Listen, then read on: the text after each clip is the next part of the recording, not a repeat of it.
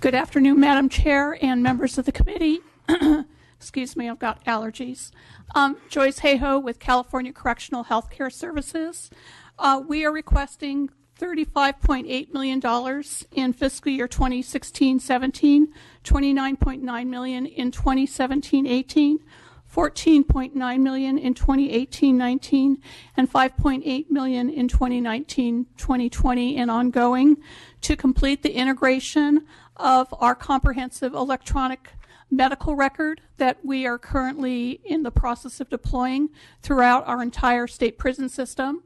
The electronic healthcare record system is the last major initiative that's being undertaken by the receiver, and we consider it to be essential for the smooth transition of healthcare back to the state of California.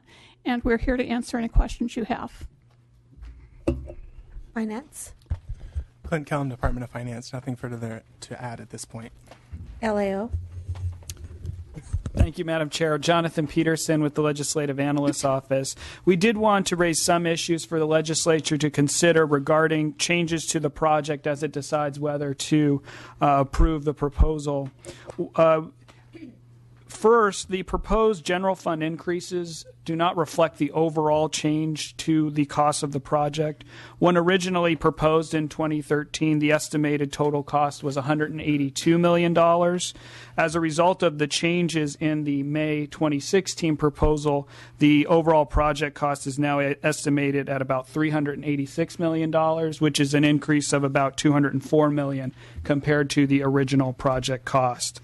We think it's important for the legislature to consider that approving the proposal would not only make additional resources available from the general fund, but would also allow the receiver to continue to direct funding from other sources to support the project, and this funding could be used in other ways by the legislature. Second, it's unclear if all the savings from the project is included in the proposal. There are savings in the proposal to account for temporary positions that are no longer needed once that portion of the project that staff member is working on is no longer being worked on, and the legacy systems that those positions would go to are no longer needed once they're rolled into the new health record system. However, savings generated from more efficient scheduling, improved access to care, that is part of the goal of the project, are not included in the proposal. Third, the changes to the project have increased the risk level that the California Department of Technology has given to the project from medium to high. We think it's important for the legislature to consider that this increased risk level suggests that the likelihood that the project is not implemented successfully has increased, and this is significant in light of the overall cost of the project. And finally, the proposal does not provide the legislature adequate opportunity to review what are considered to be significant project changes. The current proposal makes significant changes, as mentioned, to the project, resulting in it taking an additional 3 years to complete and a significant increase in cost. Given these substantial changes in the scope of the project since the legislature last had an opportunity to review the proposal, bringing this proposal at May revision doesn't allow the legislature the time necessary to fully evaluate the proposal. Thank you. Joyce, how important is this to getting out of receivership? This is extremely important. As I mentioned, it is the receiver's last major initiative that he expects to undertake. So the successful deployment of this system is something that the receiver believes is essential to getting out of the court case. And I would like to just mention a couple things in response to the LAO's concerns. Number one is this proposal before you not only looks at what it was that we needed after looking at our experience through the pilot projects, but we've also added a dental component to the original project, which wasn't something that we had anticipated adding at the time. So that's part of the scope increase that we're looking at. In addition, the redirection of funds that was spoken to from the LAO were actually redirected IT funds where we had different IT projects that we were going to undertake. And instead of doing 3 or 4 separate IT projects, we decided to do a comprehensive integrated electronic record system. So really, it's the same type of money that we were going to use to do a number of different legacy systems. In terms of redirected savings, we anticipate going forward that there may be some efficiencies in scheduling or other things such as records. We don't know yet, and we can't anticipate what those savings are. We are going to be very happy to work with the legislature as we experience the major rollout, what kind of savings we'll have at that time, and we'll definitely work with you. Okay, thank you. Any other questions? Anyone from the public that would like to address us? Okay, we'll go to the next one, which is 15.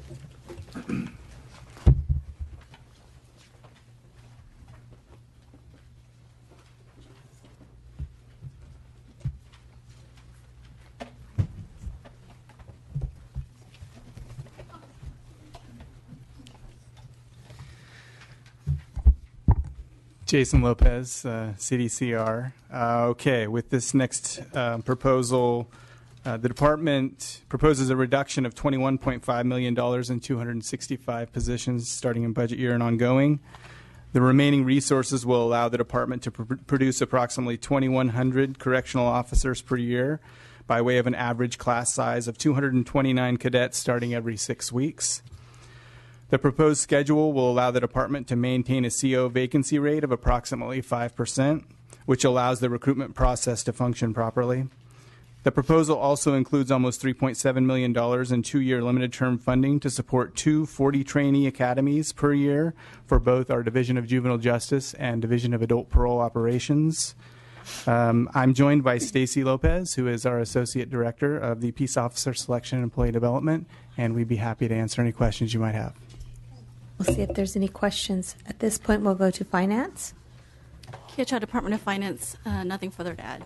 LAO. We think the adjustments for the Correctional Officer Academy are appropriate, though we would note that the administration is projecting that they'll have roughly a 34% vacancy rate for parole agents in 2 years based on the academy adjustments they're making. That could present some real operational challenges if that actually occurs. And so you may want to direct the department to speak to whether it continues to believe that's an appropriate projection or an accurate projection, and if so, what it's doing to address that issue so that they don't find themselves in that position. So you believe that, in your analysis, you believe that those are 2 items that we need to address, and you'd like to know the answer to that. Is that correct? Yeah, I just want to make sure I know what you're asking. Yeah, we don't necessarily have a recommendation per se. We're just kind of raising these issues. You'd like more information? Yes, correct. Okay, if you can answer that, please. We actually acknowledge that we had a conversation with the LAO about the DAPO parole agent numbers specifically, and as it stands today and looking at historical data, there is a potential issue with an increasing vacancy rate in that classification specifically. We're feeling a little uncertain, however, that the data that we've seen is going to continue into the future.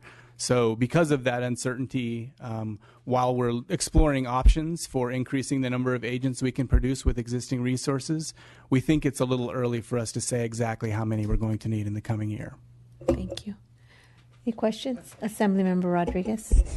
I had a question regarding staff ratios. Is there a ratios per inmate or correction officer per inmates? And if something on that, are we in tune to meet that, or we're achieving it? I don't know. I'm just curious.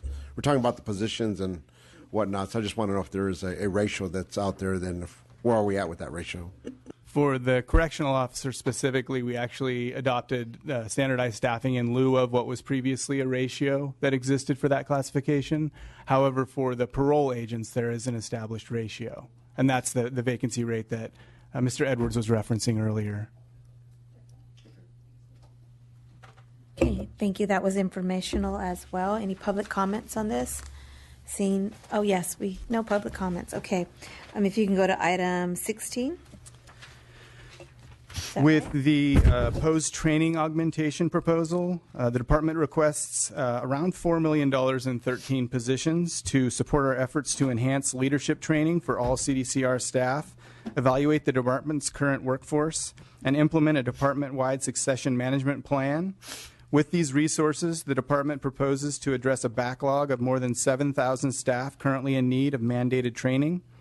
This includes approximately 4,000 first-line supervisors in need of basic supervision, more than 1,000 second-line supervisors in need of advanced supervision, and in excess of 2,000 sergeants and lieutenants who, per penal code, are mandated to attend an academy within 6 months of appointment. Again, I'm joined by Stacy Lopez, our Associate Director of our Peace Officer Selection and Employee Development, and she's going to expand a little on the proposal. Good afternoon, Madam Chair and members. As Mr. Lopez stated, the department has not been able to keep up with training and mandated training specifically related to our first and second line supervisors, which includes peace officers and non-peace officers. When we were funded in 2013-14 to operate and open the academy again, we were not successful in getting any additional funding for this training. So we are requesting this funding to train over 6,000 plus first and second line supervisors, some of which have been on the job for longer than 6 months in the supervisory capacity. We are also looking at adding 4 positions to assist with developing our succession management plan. During 2010, when we were going through some reductions, our succession management unit was cut, and so the department does not have a current succession management plan. All of this goes in line with training, and so with regards to leadership training, that's another area that we have not been able to do a comprehensive training plan for all of our managers and supervisors, executive wardens, and so forth. So we are asking for this augmentation to add not only positions for our Advanced Learning Institute to train on the basic and advanced, which are mandated by government code, our sergeants and lieutenants, which is mandated by penal code, but also looking at developing a comprehensive leadership plan for our departmental managers and supervisors. So it's a next level. So they would go to basic and advanced and then have some additional leadership training on top of that as well, because we're just in a position where we're not preparing our future leaders. And so with that, it's all about succession. And so this would definitely get the department in a position where we can train those folks and get them ready for the next level, because right now we have quite a few people that are retiring, and so we're running out of folks to promote into those positions. So we're asking for, again, the $3.9 million and then 13 positions to, again, help with the advanced learning backlog, leadership training, and also to start our succession management plan, which we have not been funded for several years. I'm happy to take any questions, too. What is the actually weeks of the academy for a correctional officer? For a correctional officer, we have a 12-week academy. 12-week. This is specific to sergeants and lieutenants academy, and they go through a week-long academy. Oh, so a week long. Okay. Yes. That's the only question. Any other question from members of the? Any members of the public? I'm sorry, Department of Finance. Any questions? We would just note that the workload associated with eliminating the backlog is temporary. However, it's not certain when this backlog will be eliminated. Therefore, we continue to support the proposal as ongoing, and we'll revisit this issue once the backlog is eliminated. LAO? We do have a couple of concerns with this proposal. Before I explain those concerns, just a quick point of background to help provide some context for our comments. The proposal really contains 2 different components. There's the $2.7 million to establish this succession management planning function, and then there's about $1.3 million to do the training of supervisors. So our concerns are, first, with respect to the succession management planning. At this point, we think the proposal really lacks some important details on how that money would be spent. For example, how much it would cost to develop the training curriculum, how many people would be trained, how it would identify staff to be trained. So we think there are really kind of important outstanding questions that aren't fully hashed out at this point. We would also note that there doesn't appear to be great urgency to have this approved in this particular budget cycle. The department could come back in January with a more refined proposal in our view. And then with respect to the $1.3 million proposed for supervisory training, our concern is, as Ms. Cha noted, that a lot of this workload really is temporary in nature.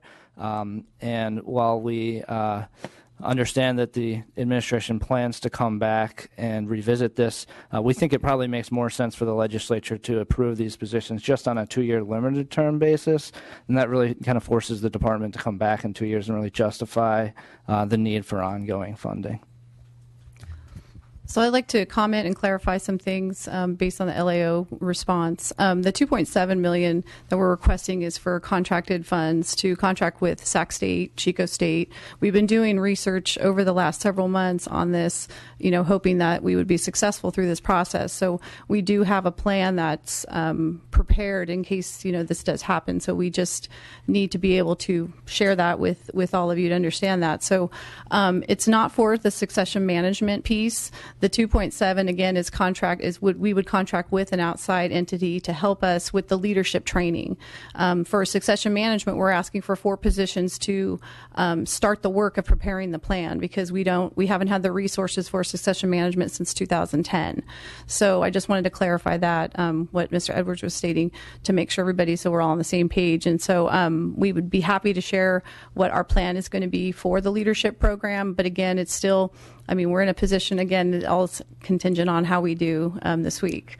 So just wanted to clarify that piece. And in regards to the limited term positions for the advanced learning or the limit, that this is just a backlog is something that we need to get rid of the backlog, obviously get these folks trained, but there's still going to be ongoing training for people that are constantly promoted every month. So, I'd like to, if at some point revisit that, like in 2 years or whatever that may be that's decided upon, but something that definitely is going to be ongoing workload for our department.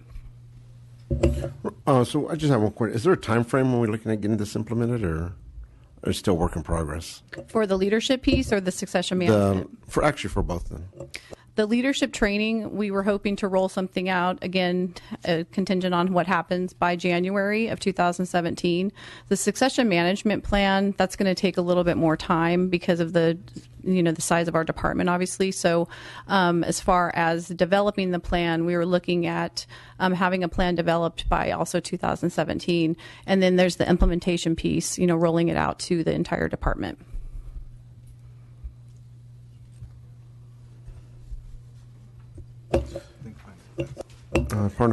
I just wanted to add that in response to the LAO's concerns about the lack of details, that this proposal includes resources for the planning phase and then contracting with educational experts to develop and provide the training. In addition, we just note that a significant portion of the department's executives are will reach retirement age or will be at retirement age within the next 5 to 10 years. And the department's currently not prepared for the impending retirement of these highly skilled and experienced custody, technical supervisors, managers, and executives. So this funding really is going to allow the department to partner with the California Department of Human Resources to develop and implement a succession management plan, and they will collaborate with the California Department of Human Resources on strategies and best practices to maintain the experience and the institutional knowledge as these highly skilled and experienced staff retire. This funding, as Stacey Lopez also mentioned, is going to allow the department to contract for the leadership training to enhance the skills and abilities of existing managerial staff and then prepare them to assume the roles of the executive level staff that are nearing retirement. Again, there may not be a lot of details, but there is a plan in place, and the funding does provide resources for a planning phase of this proposal. Okay, thank you. So once again, I know I said earlier, any members of the public would like to comment? Members of the committee? Seeing none, this issue we're going to continue to hold open, and thank you for your updates. Thank you. Thank you.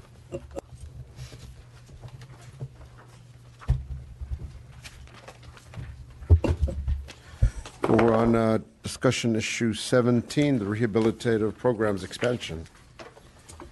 Okay, with this proposal, the department requests requests $21.5 million and 9 positions in budget year, $41.4 million and 31 positions in 2017-18, $34.1 million and 31 positions in 18-19, and $31.1 million and 31 positions ongoing starting in 2019-20.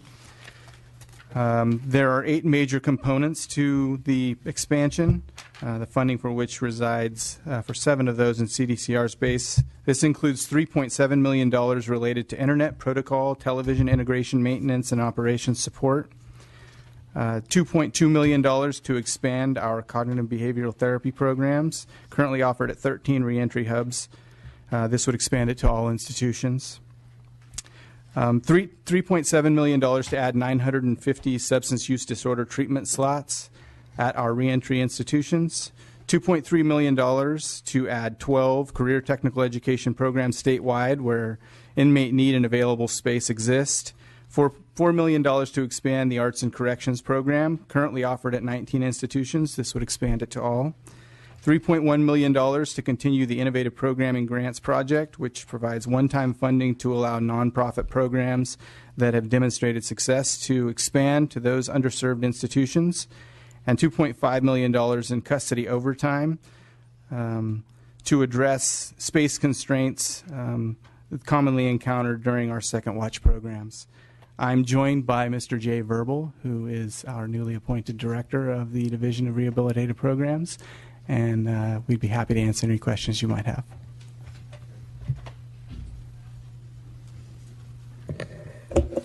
Okay, next, Department of Finance.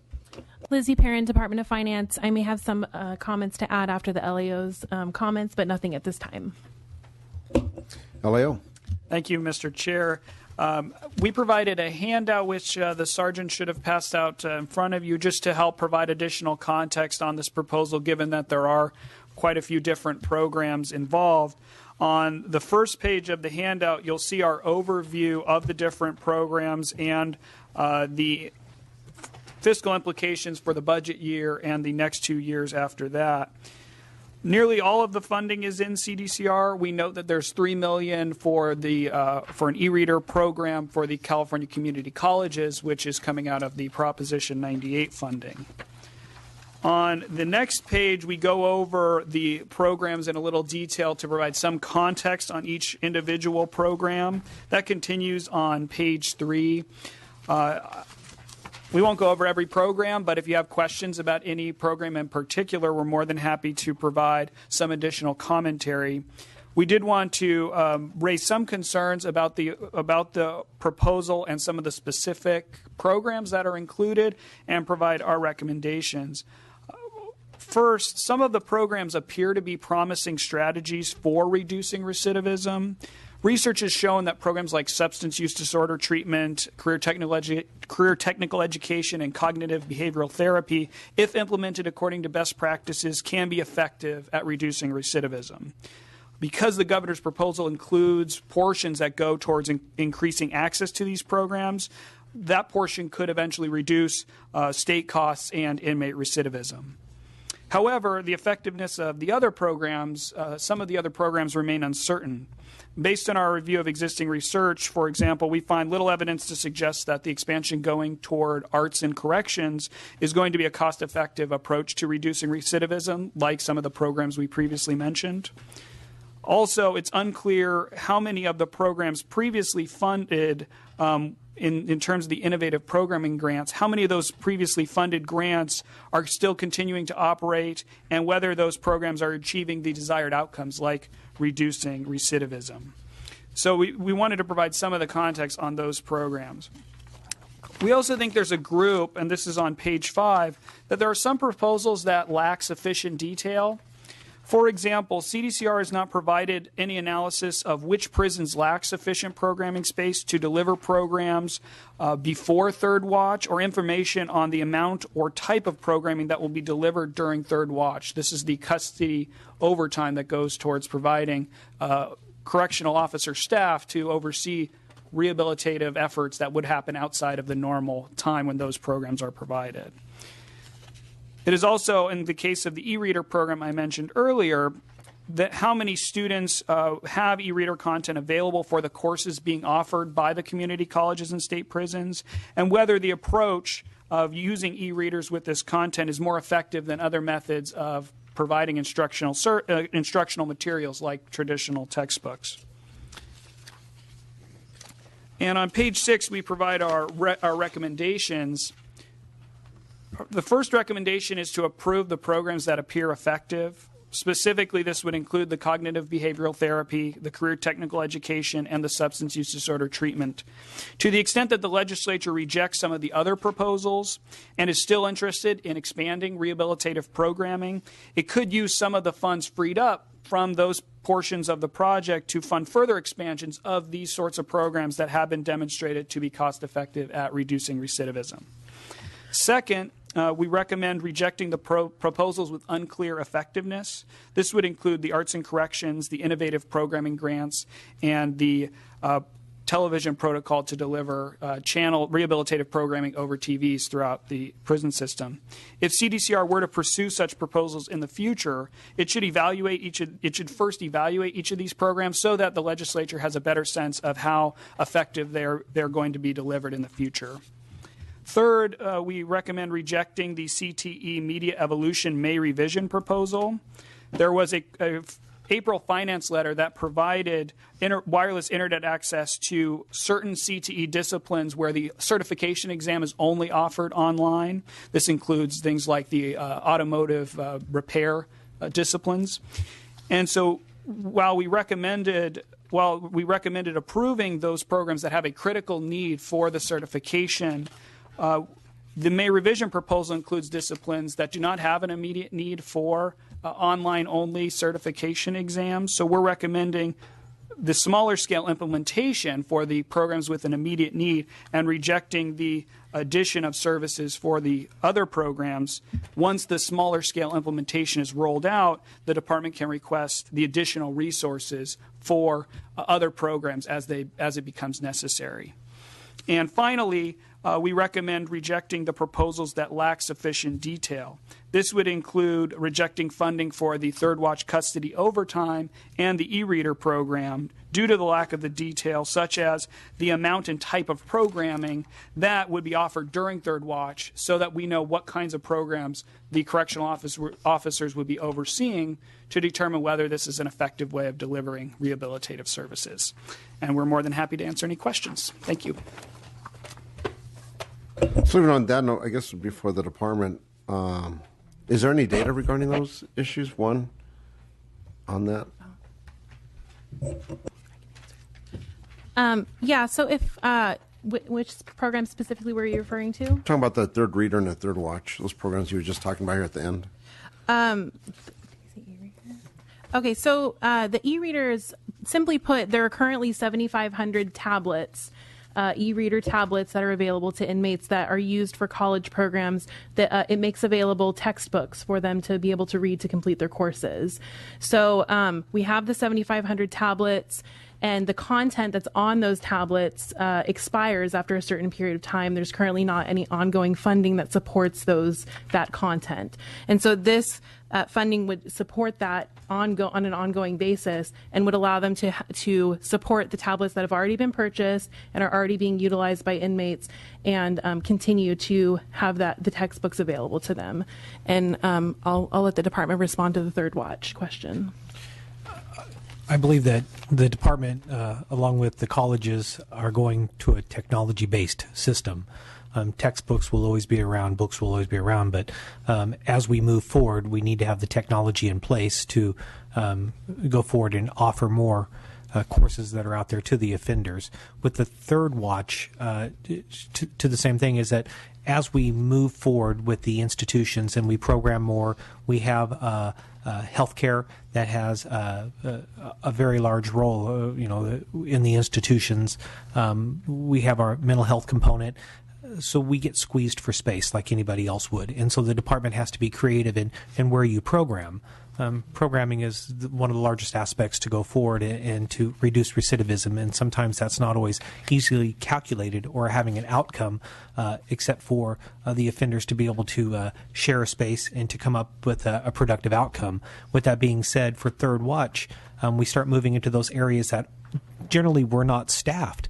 They were set empty because programming was ran on a second watch. And because we have a multitude of designs for the institutions in the department, from 100-year-old prisons to a newer design, each one in its own effectively would have to figure out which areas would be the best model to deliver at that institution. And therefore, that's why we're asking for an overtime cost and not a specific PY value that would be there. It would allow the flexibility whether you ran 2 4-hour shifts at 2 opposite ends of an institution if it had 4 yards, or say a Folsom prison, which is one larger, older design, and you would have to find different mitigating circumstances to allow different programming in different areas. So it really does allow the department to move forward in an innovative way where we can figure out how to maximize program on Third Watch. And although it is an ask, we understand a large ask, the outcome of the program that would be received on Third Watch when an offender is already maybe working, going to school, mental health, other items, would really open that up, along with volunteerism and other areas inside the prison to promote that. So really does reduce recidivism on the outcome and preparing them for society. Okay. I had one last question regarding San Quentin. There's a building there that's in need of repair regarding their computer coding program. Could any of this money be used for that, for the rehab of that building, for that program? Josh Gauger, Department of Finance. I think we'd have to get back to you on that. I don't think we're quite prepared or have the necessary people here to answer that question. But generally, the money could be the Third Watch overtime is what it's labeled as. However, it is, as was mentioned, also meant to alleviate some of the space concerns within the institutions and provide funding to maximize running programs. So we would have to look into that specific issue to see if it would be appropriate. Okay, now public comment. Any members of the public would like to speak?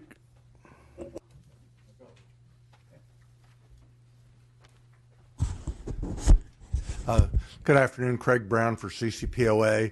Again, we want to support the department's proposal for the Third Watch. If you're going to open up areas of institutions which have no custody at night, you obviously need to do that. We want to see the department expand rehabilitation programs, and it takes custody staff to watch them in those spaces at night. Thank you. Thank you. Anybody else? Sorry. Yeah, I'm John Kern with SEIU 1000 and a 30-plus year employee of CDCR as a correctional educator. I've seen these positions come and go, and problems like you're wrestling with now come and go as well. The space issue is serious, and the need to expand programs for Third Watch is definitely there. My impression personally is that it's heavily oriented around the newly funded and authorized experiment in face-to-face college, which is a great improvement in college instruction over the old distance learning model. So we would really support that.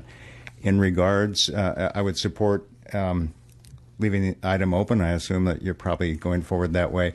I believe that the arts and corrections experts will bring evidence to show recidivism impacts. I've seen proposals. I've seen presentations of that kind at the California Rehabilitation Oversight Board and other contexts.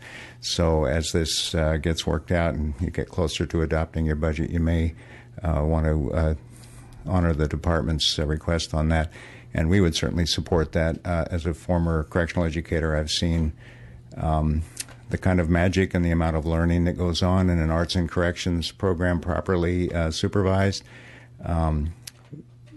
It's hard to sometimes really get the documentation of the impact of the rehabilitative programs we deliver when the magic we're really looking for is for a heart to break open, not just a bunch of knowledge and career training to go into the person, and that's certainly something that happens in the artistic expression as likely as any other program. So we would support that, and going forward would support any proposal that might come forward to reestablish the artist facilitator positions in the prisons, which can really allow the program to flourish to its fullest extent possible.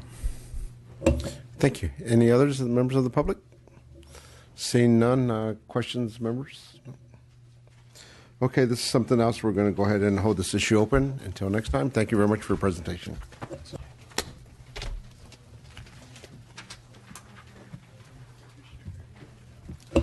Next item, issue 18, Council on Mentally Ill Offenders.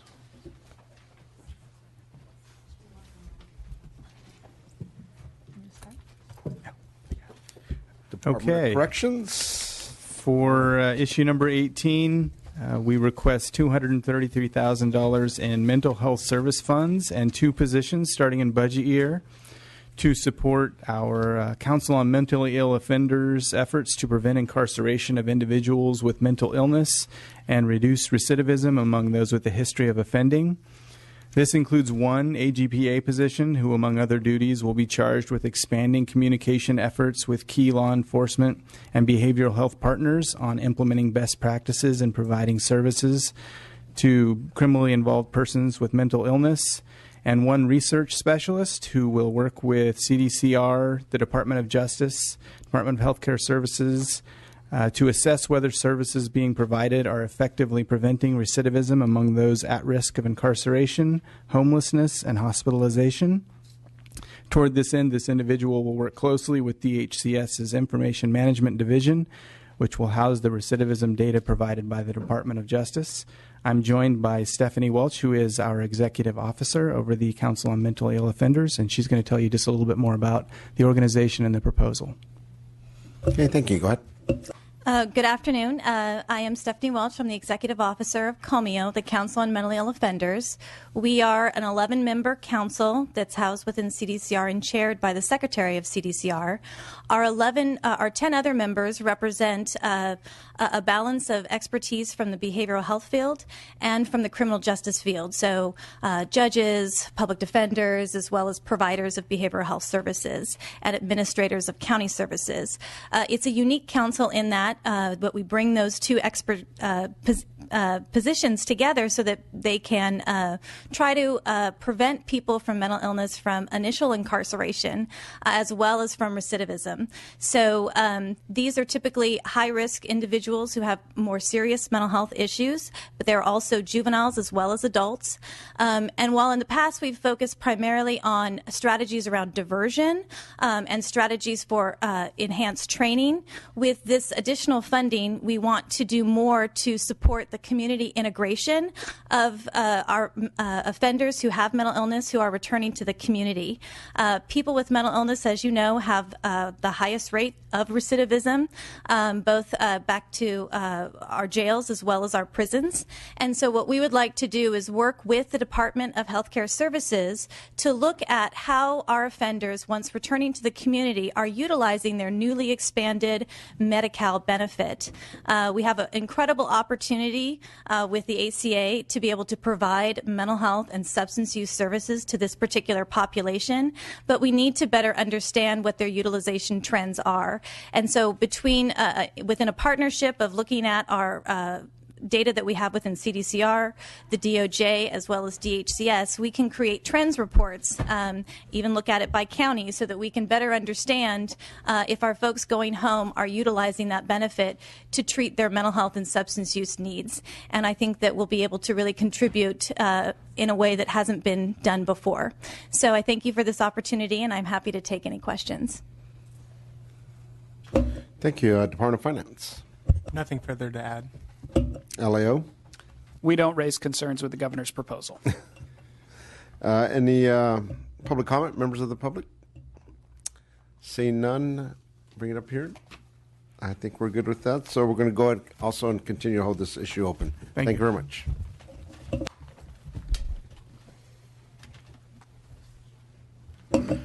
On our last issue, 19, the post-release community supervision.